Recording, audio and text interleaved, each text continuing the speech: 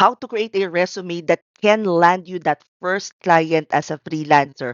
So hindi lang siya attractive dun sa mga recruiters, kung hindi pati na rin dun sa system na ginagamit nila para mag-filter ng resume.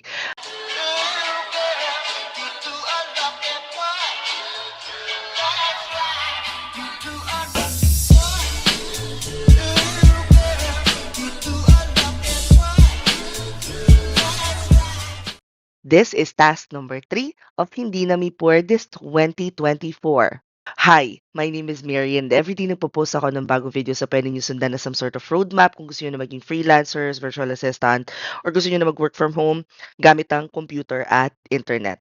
And for today, we're going to talk about how to create resume. We're going to learn Canva, if hindi pa kayo familiar sa Canva, how to optimize that Canva resume, and most importantly, ano nga ba yung mga parts ng resume na kailangan mong i-include para mag-match siya, hindi lang dun sa ATS or applicant tracking system, kung hindi, binibigyan ka na rin ng higher chance or increase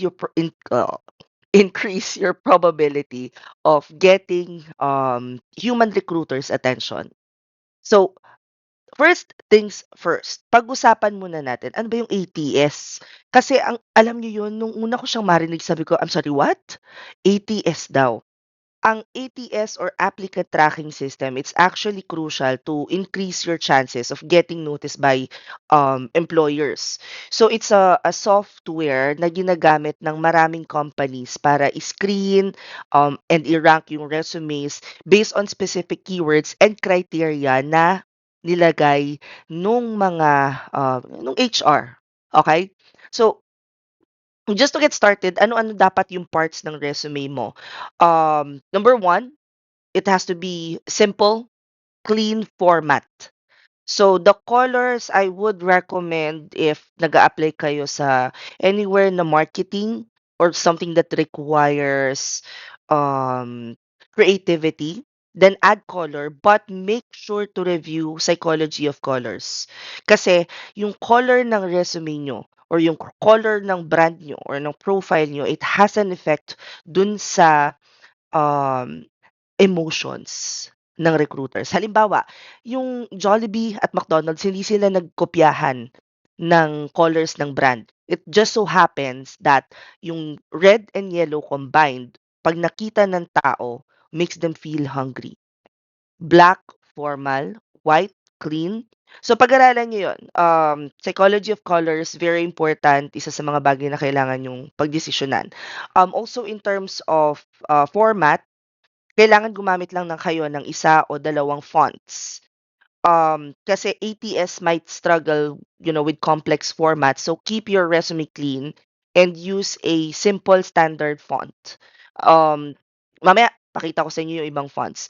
Also avoid using images, graphics, or special character that may not be recognized by ATS. Now, um, in terms of pictures sa resume, ang lagi ko lang sinasabi is, since we work virtually, might as well let your clients or prospects know how you look like. Bukod sa interviews kasi na ganito na nakikita nila yung mukha nyo, nung time kasi na nag-work ako for this particular client, 3 years niya ako hindi nakikita kasi sa BPO, 'di ba, parang ang turo sa amin is, "Wag mo na lagyan ng ano, picture. Sayang lang yung space, hindi na uso 'yan, pang-bio data lang 'yan." Ewan ko kung inabot niyo yung bio data, but, um, nung nag-work ako virtually, so, tagal ko na dito sa client na 'to, 3 years na kami. Now on the third year, si client nagpa-Christmas party, virtual Christmas party. Nung makita niya yung mukha ko, sabi niya, "Oh, hi Mary, it's so nice to finally see your face, to put a face on that voice," or like, "I didn't know that you look like that." Hindi ko na in-emphasize pa kung ito ba'y papuri, ito ba ay biglang na-disappoint ka ba sa nakita mo, bahala ka na client. But since then, sabi ko, ay hindi, maglalagay na ako ng picture moving forward. Next is, I want you guys to make sure that you use the appropriate file format. Kasi yung iba, kung ano-anong ginagamit na format.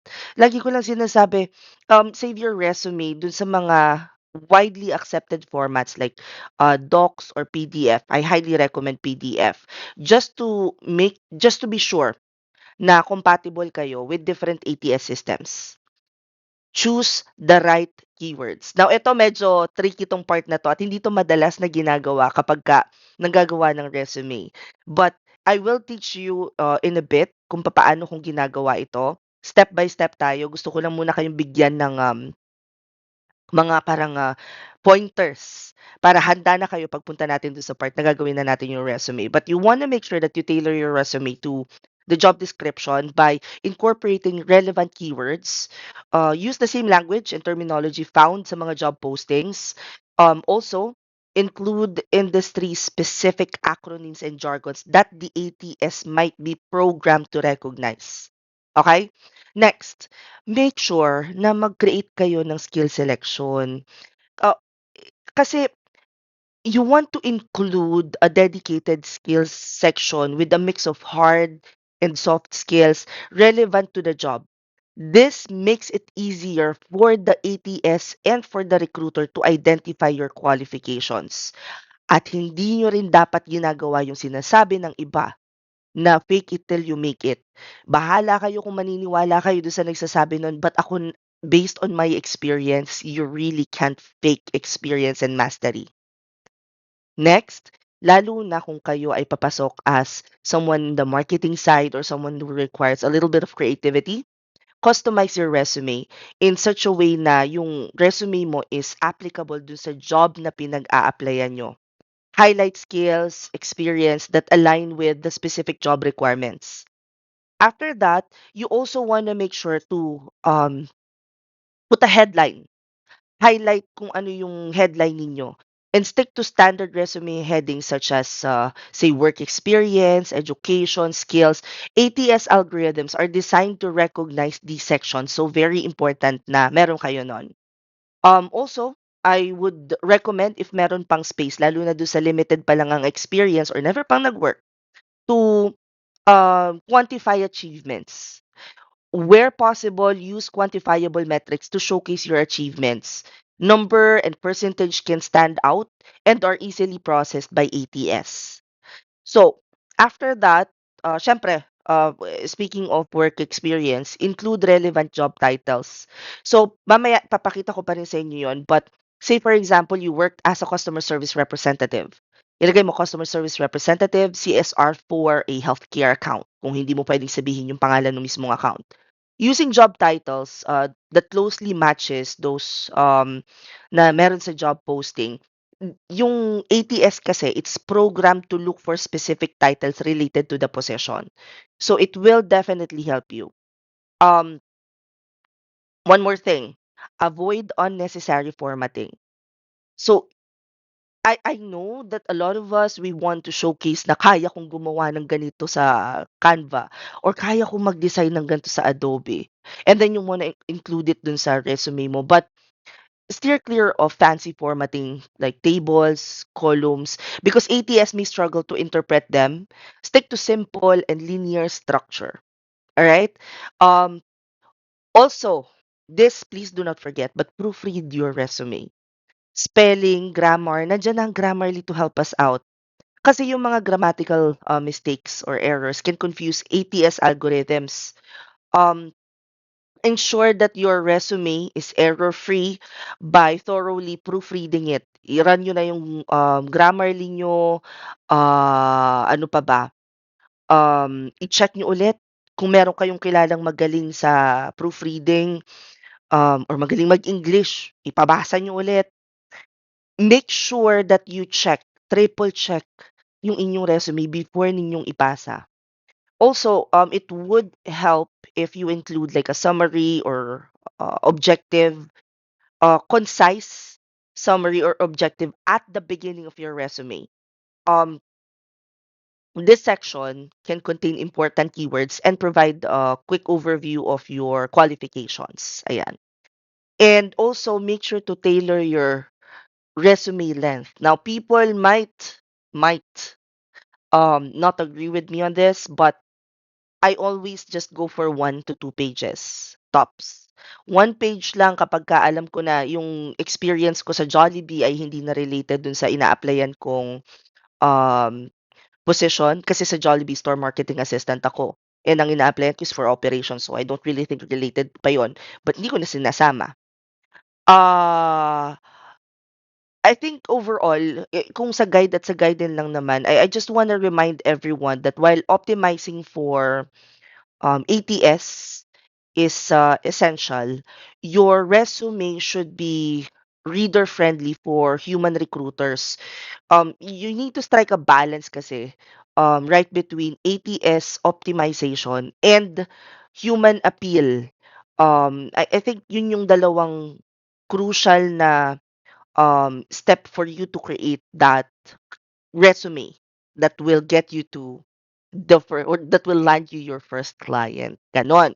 Um, no, paano nga ba gumawa ng resume? Siyempre yun na yung kasunod na question, 'di ba, ang dami ko chinichika dito. I actually use 2 websites. So, first things first, I wanna show you Canva. So, kung hindi pa kayo familiar sa Canva, just go to canva.com, click on sign up, and then it'll ask you if, you wanna sign up, with email or whatever way you want. Meron din dito sa baba, makikita nyo, so mamimili ka. We have free Canva, Pro, or for Teams. So may iba't iba silang trial period. Before we dig deeper into Canva, I just want to show you real quick what it can do. So you can create with AI, you can design with others, collaboration and all. Ang daming gumagawa ng ganito, nagde-design sila and then nagpiprint sila, and then binibenta nila sa like platforms like Etsy. And there's templates for absolutely anything. That I couldn't agree more. Pero, one downside here is pag ang tao familiar na sa Canva, madalas makita pa lang namin yung picture, ay, Canva yan, ganon. Okay. So dito sa baba, you have options to explore features, design ideas and custom prints. We have the online community. Pwede mo siyang i-download sa computer, whether it's Windows or Mac. And you can also download it sa cellphone mo. So kung wala ka pang computer or laptop, pwede mo pa rin i-explore si Canva. Meron din dito mga tutorials, guys, na you might wanna check out because it definitely helps to to learn Canva. Now, so first things first, you might want to click on Get Free Canva. But since I already have an account, hindi ko na siya pwedeng gawin. So pag click nyo lang continue with email, click on continue, tapos it will ask you to sign up. So what you wanna do is, sundan nyo lang step by step yung pag-sign up nun. Hindi ko lang siya pwedeng ipakita kasi makikita yung aking email. But pagpasok ninyo, ganito yung itsura niya. So, siyempre makikita mo na yung mga recent designs kung nakapag-design ka na dito. And, for the purpose of this training, what you wanna do is search for resume. Pag-click mo ng enter, you now have 11,714 resume templates. Napakarami niyang designs. One thing that I want to remind everyone is to not pick yung merong crown na kagaya nito. Kasi kung hindi kayo naka-pro, may mga elements yan na paid. So, it will require you to pay it. But, pagka tiningnan natin, so halimbawa ito, kita ba? Tinitingnan ko lang. Okay. So, ito maganda to. Simple ang design, black and white, format is there. Pag sinabing element, click nyo lang to, click on customize this template. Ang element, guys, is yung kada um, clickable item dito. So whether it's word, whether yung picture, career overview, kung ano man, lahat yan pwede yung i-click at pwede yung paltan. To get started, let's put in our name. Ito yung headline na sinasabi ko. So halimbawa, yung pinag-a-applyan ko na position is for operations management. Lalagay ko operations manager. Kung halimbawa naman ang pinag-a-applyan ko ay virtual assistant, virtual assistant, customer support, customer support. Then you can change yung details nyo dito. Palakihin ko ng onte. So let's just say ito yung address ko. Kunwari napalitan ko na rin yung email ko and all. Sa picture, kunwari na lang napalitan ko yung picture. But guys, pwede kayo mag-upload ng picture nyo dito.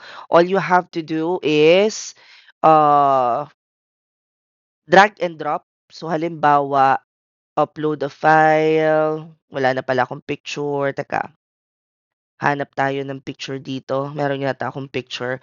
Pagdating sa picture, guys, what I would recommend is use something na hindi yung parang nilalamon kayo ng background. Halimbawa, ito. So, makikita nyo dyan, sa picture ko, naka-dark ako, 'di ba? So, naka-black ako, white yung aking background. So, nagpa-pop yung itsura ko. Hindi ko yung parang naka-black t-shirt ako tapos black ulit yung nasa likod. Next, sa career overview, dito nyo sila bibigyan ng ano ba yung hinahanap mo for this particular position.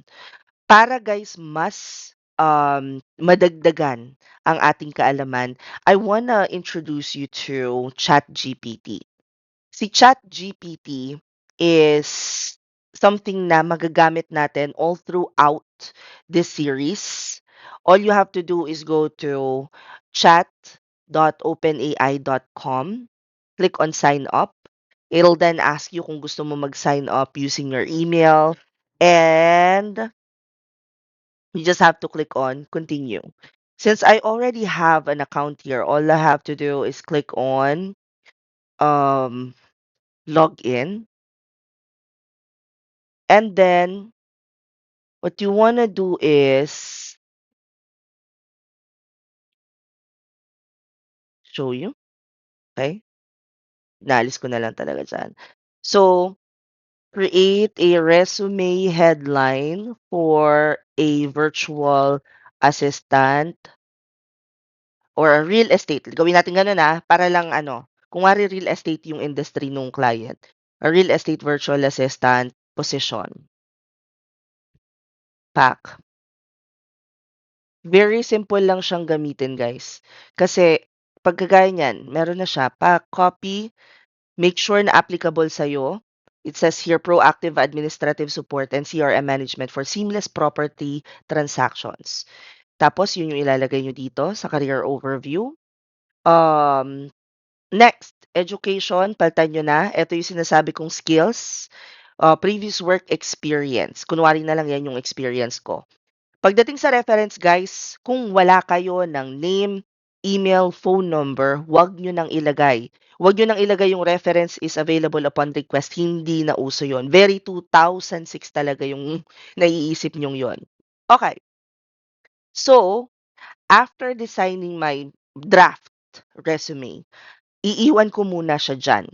The next goal is, kung wala pa kayong account sa LinkedIn, please create one. At kung meron na kayong account, please connect with me. This is my profile. Tapos, close muna natin ang messages. Ayan. Okay. Mga bagay na kailangan nyong gawin sa inyong LinkedIn. First things first, banner ninyo. Make sure na nandyan yung inyong unique value proposition. Kung hindi sure kung ano ang unique value proposition ninyo, pwede nyong i-edit to. Create a unique value proposition for real estate virtual assistant position. There you go. Pwede nyong gamitin yan. Or, dito sa baba, summarize above.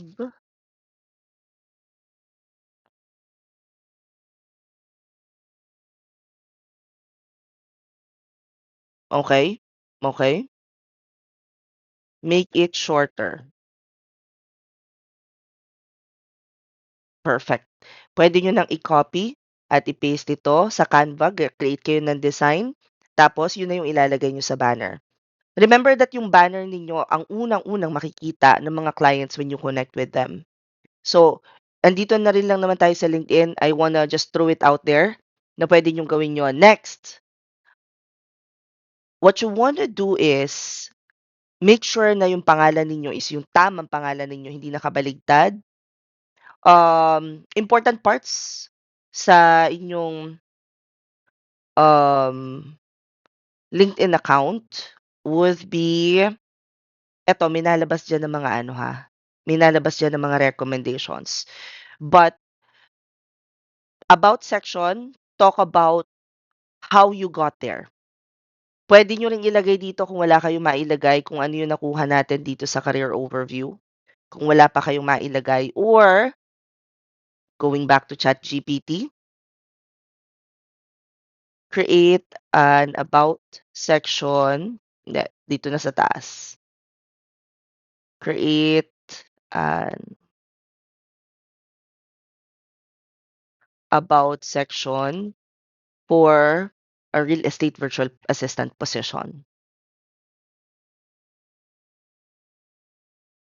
Basahing maigi. Make sure na you run Grammarly and at the same time, make sure na applicable sa inyo. After that, experience, nandyan dapat lahat. Now, dito sa experience, guys, make sure na either naka-bullet or may dash, nakalagay lahat ng positions na meron kayo na sa tingin ninyo ay applicable dun sa inyong pag-a-applyan. Also, what I did was, kung mapapansin ninyo, ang dami na ditong sunod-sunod. So, nandiyan na siya. Tapos, hindi ko na inisa-isa pa na napakahabang job description. Basta I made sure na nandiyan yung title ko. If you guys have yung educational background ninyo, licenses and certifications, if you've ever volunteered, skills, make sure na nandiyan yung skills ninyo. Language and causes. Once you guys are done, nandiyan na yung profile ninyo. What I want you to do is click on more and then click on build a resume. Next, eto wala to talaga. Ano, sample, ginawa ko sample to nung tuwing may classes. Pinapakita ko kasi talaga to sa classes. Okay. So, ganito yung itsura niya, di ba? Kiklik nyo lang create from profile. It will then take you to this page. Now, guys, meron pa tong nasa upper part pero hindi ko na ipapakita kasi nandun yung contact info ko na nasa LinkedIn. But, mapapansin nyo dito, merong mga keywords. Pero dito sa baba, meron pang suggested keywords and this is exactly what we're looking for. Instead of me using this and clicking yung may download PDF dito sa taas, instead of me clicking that, ang gagawin ko lang is yung information ko dito, ililipat ko dun sa resume ko na 'to, including the keywords.